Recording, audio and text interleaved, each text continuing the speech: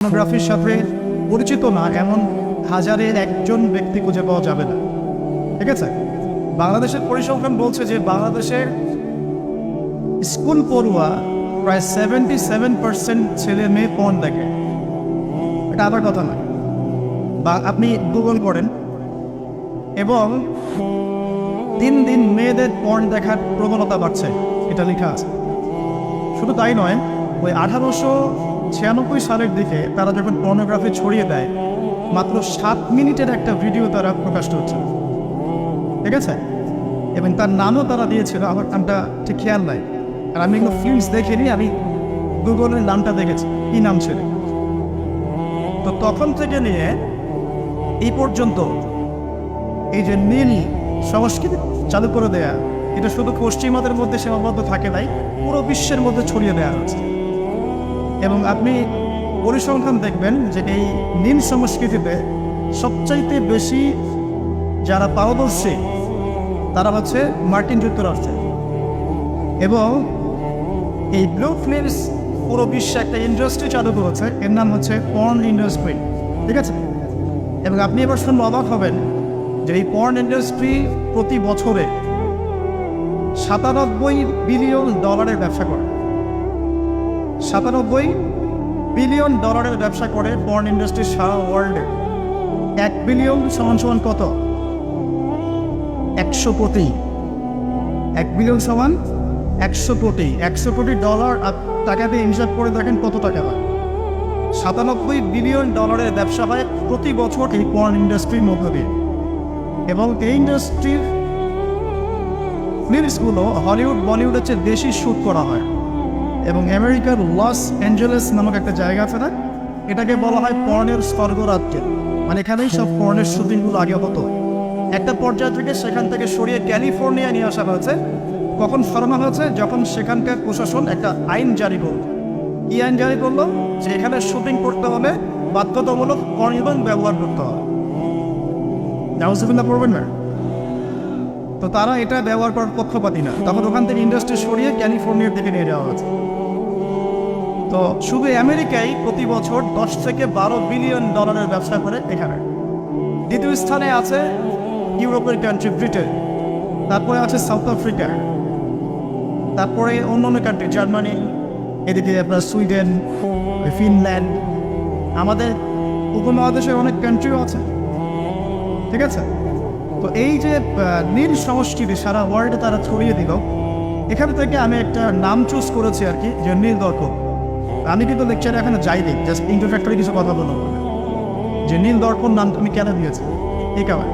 তো মূল লেকচারে যাওয়ার আগে আমি আপনাকে কয়েকটা পরিসংখ্যান দেখাই। তার আগে বলে দিই যে এর ফলশ্রুতিতে শুধু যে ধর্ষণ বেড়েছে এমনটা নয়, বরং সমকামিতাও বেড়েছে। এখনকার পরিসংখ্যান বলছে মার্কিন যুক্তরাষ্ট্রের 52% মানুষ মনে করে যে সমকামিতাকে স্বীকৃতি দেওয়া উচিত, এবং 41% মানুষ মনে করে দেওয়ার দরকার নেই। কিন্তু আইনত এটা লিগালাইজড, এটা ওদের বাক স্বাধীনতা। এটা কানাডা অনেক আগেই করেছে, ব্রিটেনেও আছে, অস্ট্রেলিয়াও স্বীকৃতি দিয়েছে, এবং দিন দিন আস্তে আস্তে আমাদের ভারত থেকে শুরু করে আমাদের দেশে পর্যন্ত এগুলোর বিস্তার বেড়ে গেছে। এবং তারা এখন সংগঠন তৈরি করেছে, তাদের ফ্ল্যাগ আছে, তারা অধিকারের কথা বলে, তারা স্বীকৃতি চায়। এবং পর্ন সম্পর্কে পড়তে গেলে দেখলাম যে নর্মালি পর্নের যে ভিডিওগুলো হয় এগুলো হচ্ছে চলচ্চিত্রের মতো, জাস্ট যেমন একটা নায়ক নায়িকা শুটিং করেন, গায়ক গায়িকা যেমন শুটিং করে, ঠিক এরকম করেই ফিল্মস শ্যুট করা হয়। আপনি যখন এটা সার্চ করবেন দেখবেন পর্ন ইন্ডাস্ট্রি থেকে বের হয়ে আসা কিছু ওদের কথা মতে পর্ন স্টার, তারা সাক্ষাৎকার দিয়েছে যে এই জগৎটার সম্পূর্ণটাই হচ্ছে মিথ্যা এবং ফেক। যা দেখানো হয় এটা টোটালি ফেক। এবং কোনো কোনো ক্ষেত্রে তাদেরকে বাধ্য করে জালের মধ্যে ফেলে এই ইন্ডাস্ট্রির মধ্যে অনুপ্রবেশ করানো হয়, যেখানে ওদের কোনো ইচ্ছাও থাকে। একবার জড়িয়ে গেলে কোনো মেয়ে সেখান থেকে আর বের হতে পারে না। শুধু তাই নয়, যখন তাদের শরীর কাজ করে না তখন তাদেরকে উত্তেজক এমন কিছু পদার্থ দেওয়া হয়, এমন কিছু হাইপার ডোজ মেডিসিন দেওয়া হয়, যার ফলশ্রুতিতে তারা ব্যাক টু ব্যাক দেখা যায় যে অনেক লম্বা টাইম তারা নাকি সেক্স করতে পারে না। তো এগুলো তাদেরই কথা, এটাতে আসক্ত নয় এমন মানুষ খুঁজে পাওয়া দুষ্কর। বাংলাদেশের রিপোর্ট বলছে যে বাংলাদেশে এখনকার ইয়াং জেনারেশনের মধ্যে 92% পর্ন দেখে। কত পার্সেন্ট? 92%। এবং পর্ন যে ওয়েবসাইটগুলো আছে যেগুলো এত বেশি শক্তিশালী, এগুলোকে হ্যাক পর্যন্ত করা সম্ভব নয়। 2014 সালে বাংলাদেশের গভর্নমেন্ট যে ছিল আমি জানি না, আমি আসলে এদিকে পলিটিক্সের খবর খুব একটা রাখি না, তারা 244টা পর্ন সাইটকে বন্ধ করে দিয়েছে। কিন্তু এমন একটা অ্যাক্সেস তারপরেও চালু ছিল যে অন্য থ্রু দিয়ে এগুলোতে ভিজিট করা যেত। সবচেয়ে বেশি পর্ন সাইট যেগুলোতে ভিজিট করা হয় তার মধ্যে এই সাবকন্টিনেন্ট বা ভারতবর্ষ অন্যতম। ঠিক আছে, তো এগুলোর ফলশ্রুতিতে শুধু ধর্ষণ বেড়েছে এমন নয়, বরং সমকামিতাও বেড়েছে। এবং দেখা যাচ্ছে যে এখন প্রতি 10 জন মানুষের মধ্যে একজন নাকি, এটা রিপোর্ট, প্রতি 10 জনের মধ্যে নাকি একজন বিপরীত লিঙ্গের দিকে নয় বরং স্বলিঙ্গের দিকে আকর্ষিত হচ্ছে। এবং এই মহামারীগুলো দিন দিন বাড়ছে। আমি যখন লেকচার শেষ করবো তখন আপনাকে আমি কিছু হাদিস শোনাবো নবী সাল্লাল্লাহু আলাইহি ওয়াসাল্লামের এই যুগ সম্পর্কে কিছু ভবিষ্যৎবাণী। তখন আপনি মিলাতে পারবেন ইনশাআল্লাহ যে আসলে নবী সাল্লাল্লাহু আলাইহি ওয়াসাল্লাম কোন যুগটা সম্পর্কে সতর্ক বলছেন। তো মূল লেকচারে যাওয়ার আগে আমি আপনাদের কিছু পরিসংখ্যান শোনাচ্ছি, একটু মনোযোগ দিয়ে শুনুন। যে সভ্যতার কথা আমি আপনাদেরকে বললাম, ওই সভ্যতার কিছু পরিসংখ্যান উল্লেখ করে আমি আপনাদেরকে লেকচারের সামনে দেখে দেবো ইনশাআল্লাহ তাআলা। একটা রিপোর্ট বলছে, এটা দৈনিক জনকণ্ঠকে ছাপানো হয়েছিল। এটা ছাপানো হয়েছিল 16 অক্টোবর 2020-এ। যে তারা ওয়ার্ল্ডের টপ 10 যে কান্ট্রিজ ধর্ষণের দিক থেকে, নারী নির্যাতনের দিক থেকে এটা একটা তালিকা তৈরি করে। এবং এই তালিকায় একটু গেস করেন কোন দেশ টপে আছে। যে বলেন, বুঝতে পারছি না, ইন্ডিয়ার সবচেয়ে টপে আছে ইউএসএ।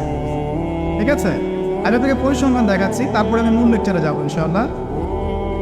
যে দেখা যাচ্ছে পুরো ইউরোপের, পুরো পশ্চিমা সভ্যতা ইউরোপের যারা হচ্ছে এখনকার মধ্যবিত্ত কান্ট্রিগুলোর, উন্নয়নশীল কান্ট্রিগুলোর রোল মডেল বলি আমরা, তাই না?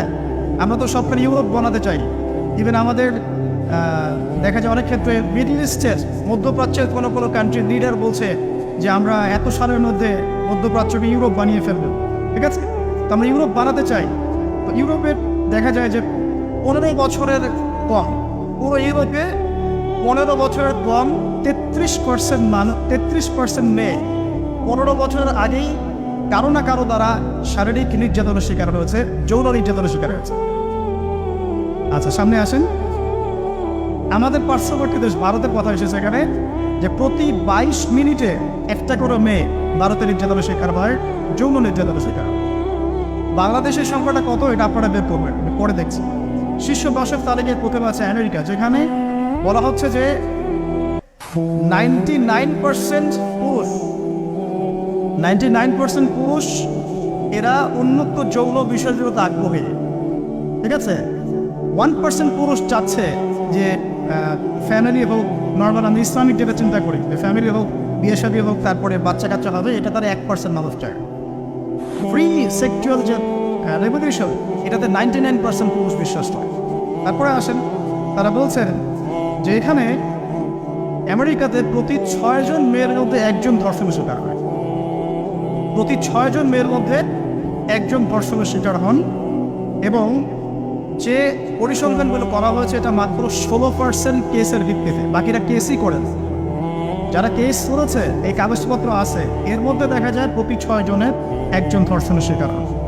তো এরপরে দ্বিতীয় নাম্বার তালিকায় আনা হয়েছে সাউথ আফ্রিকার, দক্ষিণ আফ্রিকা। এটাকে বলা হয় ধর্ষণের রাজধানী। কি বলা হয়? ধর্ষণের রাজধানী।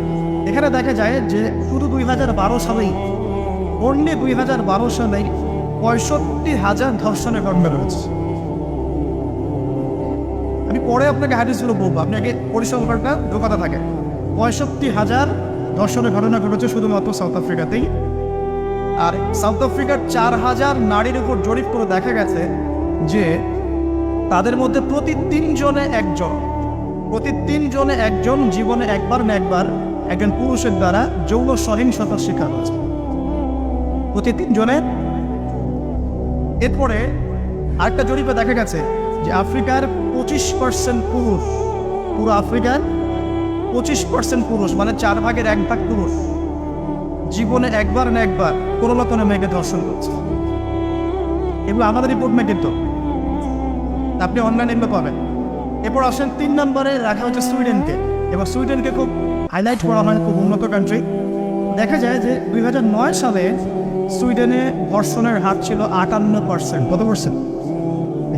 আচ্ছা, 4 নম্বরে যে দেশ খুব পরিচিত আমাদের পাশে ভারত, সেখানে বলা হচ্ছে যে 2012 সালের জরিপে ইন্ডিয়াতে ধর্ষণের রিপোর্ট করা হয়েছে 24,923টা।